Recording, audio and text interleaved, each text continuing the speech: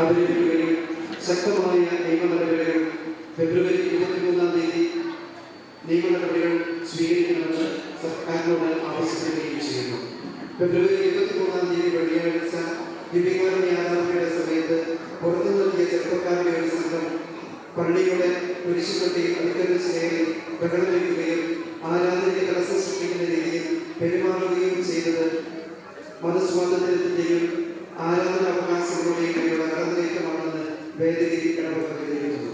പല പള്ളികളിലും ഇത്തരത്തിലുള്ള ചെറുതും വലുതുമായ അതിക്രമങ്ങൾ നിരന്തരമായി ഉണ്ടാകുന്ന സാഹചര്യത്തിൽ ഇതിനെ വെറും സാമൂഹ്യ വിരുദ്ധ ലഭ്യമാക്കിയ പ്രവർത്തനമായി മാത്രം കാണുവാൻ സാധിക്കുകയില്ല.